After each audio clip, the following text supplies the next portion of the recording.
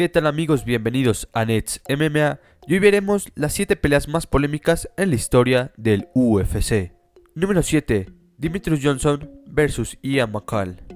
Demetrious Johnson vs Ian McCall en UFC Fight Night 2 fue la primera pelea de peso mosca en la historia del UFC, programada como parte de un torneo de 4 hombres para coronar al primer campeón de las 125 libras.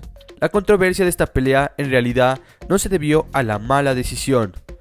La pelea pudo haberse calificado razonablemente para cualquiera de los dos, ya que la pelea fue muy apretada y demasiado competitiva. En realidad, el error proviene de un error en el recuento en las tarjetas. Inicialmente se le otorgó la victoria a Demetrious Johnson por decisión mayoritaria, pero luego los funcionarios descubrieron que el combate no estaba bien contado, y al final fue un empate mayoritario. La incapacidad de los funcionarios para hacer matemáticas básicas le robó mucho tiempo a todos los peleadores de este torneo del peso mosca, que sin duda retrasó por varios meses al campeón de esta división. Al final, Demetrious Johnson y Ian McCall se volverían a ver las caras, pelea la cual la ganó Demetrious Johnson. Número 6. Michael Bisping vs Matt Hamill. La victoria de Michael Bisping sobre Matt Hamill en UFC 75 en Londres es a menudo un ejemplo atroz de la influencia del peleador local en una decisión. La pelea fue así. El primer round fue claramente para Hamill, quien salió como un hombre poseído y golpeó a Bisping durante los 5 minutos completos de aquel round tras haberlo derribado. El segundo fue un asunto mucho más cerrado, con el ritmo de Hamill disminuyendo y Bisping tomando ritmo y anotando puntos con sus golpes. Pero la ronda final es particularmente difícil de juzgar, posicionalmente porque Hamill dominó gran parte del round, derribando al británico y manteniéndolo boca arriba durante todo el round. Sin embargo, Bisping golpeó mucho más a Hamill, pero el dominio fue claro.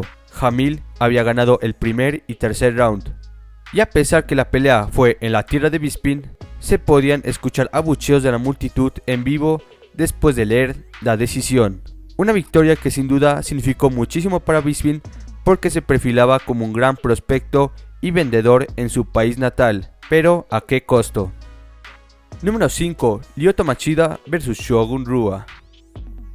Algunos señalarían la victoria de Jon Jones sobre Alexander Gustafsson como una de las más cuestionables, pero mucho más atroz fue la primera defensa de título de Lyoto Machida en 2009 contra Mauricio Shogun Rua. Al entrar en la pelea, poco le estaban dando una oportunidad a Shogun.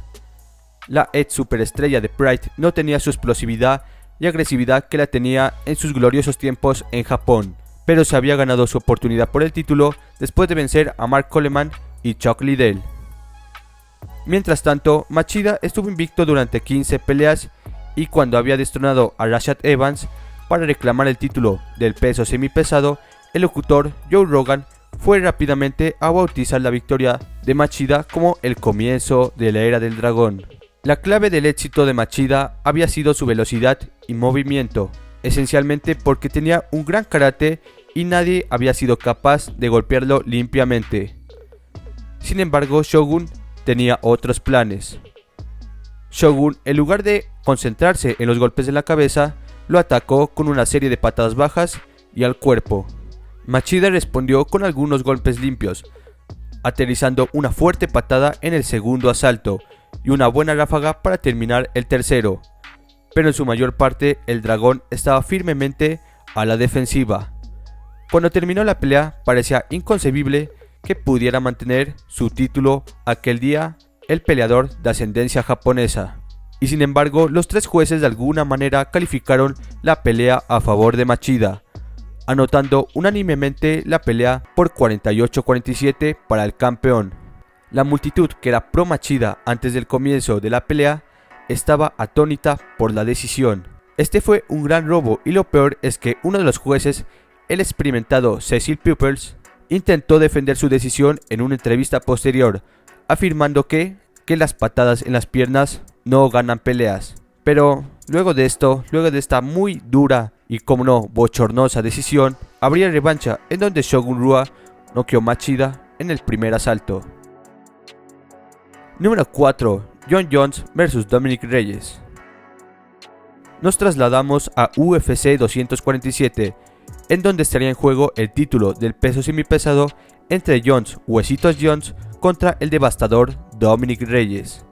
Interesante pelea entre un prospecto invicto y un campeón de antaño terminó siendo una sorpresa creciente, ya que Reyes comenzó muy agresivo y conectó golpes muy buenos que sorprendieron y desubicaron a Jones. Pero al paso de los rounds, ya en los asaltos de campeonato, Jones demostró su veteranía y se vio mucho más contundente, sobre todo en el quinto round. Pero a pesar de esto, Dominic fue quien mejor comenzó la pelea y muchos analistas y periodistas presentes, además de la afición, esperaban una victoria de Dominic Reyes. Pero al final fue una decisión unánime a favor de Jones. Pelea en la cual no hay duda que Reyes ganó el primer y segundo round, y que Jones ganó el cuarto y sobre todo el quinto round, pero el tercero es sin duda un round muy difícil de calificar. Número 3. Bas Rutten vs Kevin Randleman. El UFC fue una promoción muy diferente a la que conocemos y amamos. Por ejemplo, en 1999, aunque el título de peso pesado del UFC ya existía durante esos años, muchas de las reglas y regulaciones de las MMA modernas aún no se habían establecido. Por ejemplo, no había rondas de 5 minutos, y las peleas por el título del UFC se llevaban a cabo en tan solo un asalto de 15 minutos, con 2 rondas extra de 3 minutos si era necesario. Y tampoco había un sistema obligatorio de 10 puntos. En cambio, 3 jueces simplemente seleccionaban al peleador que creían que había ganado el combate. Ese sistema causó una gran controversia en UFC 20, ya que Kevin Randleman y Bas Rutten lucharon por la corona vacante del peso pesado del UFC. En teoría, la pelea parecía ser un clásico choque de estilos, el llamativo kickboxing de Bas Rutten contra la lucha de Randleman. Y efectivamente así fue, como se desarrollaron las cosas dentro del octágono. The Monster, como era apodado Kevin, golpeó a Bas Rutten casi de inmediato y comenzó a trabajar al holandés en el ground and pound con puños de martillo. Después de unos minutos, el guapo fue muy maltratado y a mitad de la ronda de los 15 minutos, el árbitro John McCarthy pidió un tiempo para ver los cortes de Rutten. Rutten se negó a renunciar de la pelea a pesar de sufrir una fractura de nariz, pero pronto también fue otra vez derribado nuevamente. Randleman estaba empezando a reducir la velocidad en este punto, pero la única ofensiva de Rutten era lanzar algunos codos desde la guardia. Ninguno de los dos pudo terminar la pelea y por lo tanto, después de los 2 periodos extras obligatorios que nuevamente vieron a Randleman derribando con seguridad y control a su oponente, se requirieron los jueces. Y de alguna manera, a pesar de que Randleman controló completamente la pelea prácticamente de principio a fin, los 3 jueces, Skip Hall, Tim Catalfo y Dan Miragliotta, anotaron la pelea a favor de Rutten, convirtiéndolo en nuevo campeón. Una decisión que fue muy polémica en aquellos tiempos y que incluso obligaron a Bas Rutten a dejar su título vacante. Incluso ahora, a más de 20 años de aquella decisión, sigue siendo inconcebible para cualquiera que vea esta pelea. Es cierto que Rutten hizo algo de daño desde la guardia, pero esencialmente fue muy controlado y golpeado durante el total de toda la pelea. Todos los jueces que vieron ganador a Rutten son todos sujetos muy respetados del mundo de las MMA.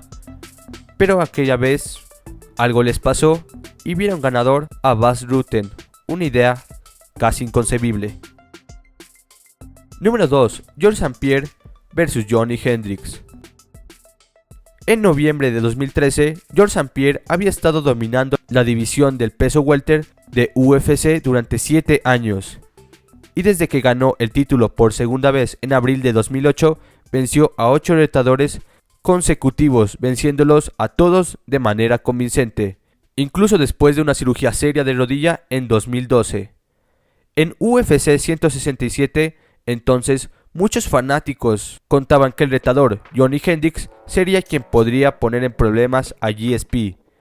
Y todo esto porque venía de una forma tremenda, noqueando a contendientes difíciles como Jon Fitch y Martin Kampmann con su poder de golpe ridículamente duro y usando su habilidad de lucha para derrotar a Josh Koscheck y Carlos Condit. Sin duda, en aquella época, Johnny Hendricks era un peleador muy completo. La pelea comenzó y Hendricks, después de escapar de una estrangulación de guillotina temprana, empezó con algunos golpes fuertes y codos en la cabeza, así como un derribo, que le habían asegurado el primer round. La segunda ronda fue aún mejor para el retador. Esta vez hizo que St. Pierre se tambaleara con algunas combinaciones muy buenas. Al entrar en la tercera ronda, estaba claro que GSP estaba en muchos problemas.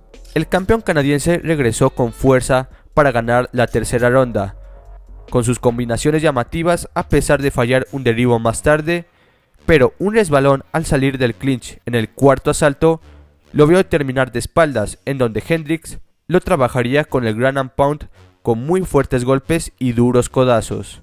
Johnny Hendricks estaba muy confiado en este punto. Entraron al quinto y último asalto, y esa confianza excesiva de Johnny Hendricks sin duda resultó siendo un gran error, ya que GSP demostró muchísimo corazón en aquella pelea para seguir presionando y trabajando en su juego. Pero a pesar de que el quinto round fue para GSP, parecía que era demasiado tarde para el campeón. Sin embargo, a pesar de que todos asumieron que Johnny Hendricks había hecho lo imposible y ganado al canadiense, solo un juez anotó para Johnny Hendricks y los otros calificaron un 48-47 a favor de St. Pierre, dándole una victoria por decisión dividida. La forma en la que llegaron a esa conclusión fue muy misteriosa, dado que Hendricks aseguraba que tomó la primera, segunda y cuarta ronda. El UFC hizo hasta lo imposible para intentar una revancha entre Georges St. Pierre y Johnny Hendricks, pero luego St. Pierre decidió alejarse del deporte dejando el título vacante. A pesar de que años después, si bien GSP es ampliamente reconocido como el mejor luchador de MMA de todos los tiempos, esta sigue siendo una decisión muy controvertida y debatible. Número 1. Yoel Romero. Bueno, a pesar de que anteriormente se nombraron peleas en específico, en este caso nombraremos a un peleador, al soldado de Dios Yoel Romero, que en su carrera ha tenido muchas peleas tremendamente polémicas, comenzando con su apretada victoria frente a Ronaldo Sousa, pelea que terminó por decisión dividida con tarjetas sumamente apretadas de 29-27, 28-29 y 29-28, pelea en donde quien diga que ganó Sousa no está para nada loco. Luego, posiblemente su pelea más polémica, por lo que provocó, fue su segunda pelea, ahora sí por el título del peso mediano indiscutido, contra Robert Whittaker, en donde terminó con una apretada decisión dividida de 48-47 a favor de Romero, y los otros jueces vieron también un 48-47 a favor de Whittaker, pelea en donde se destaca la dureza de los golpes de Romero y el control de Robert, una pelea que muchos miran como un robo descarado, otros como una apretada pelea. Y por último y final, su más reciente polémica fue contra Israel Adesanya, pelea olvidable porque fue malísima, ambos esperando que el otro proponga. Lo que pintaba ser una emocionante pelea terminó siendo una pelea muy rara, con golpes de poder con intención de knockout por parte de Romero. Eso sí, ninguno de estos golpes puso en aprietos ni conectó plenamente a Israel. Y por el lado de Israel, este mantuvo la distancia y con sus low kicks marcó el ritmo de la pelea. Una pelea muy difícil de puntuar por lo sosa que fue. Los jueces vieron ganador a Israel, pero parte de la afición vio ganador al cubano. Y bueno amigos, hasta aquí llega el video. Para ustedes, ¿cuál es la pelea más polémica en la historia del UFC? Déjenlo en los comentarios y sin más, esto fue Nets MMA y ahí se ven. Ahí suscríbanse, obviamente. Suscríbanse y dejen su like. Ahora sí, ahí se ven.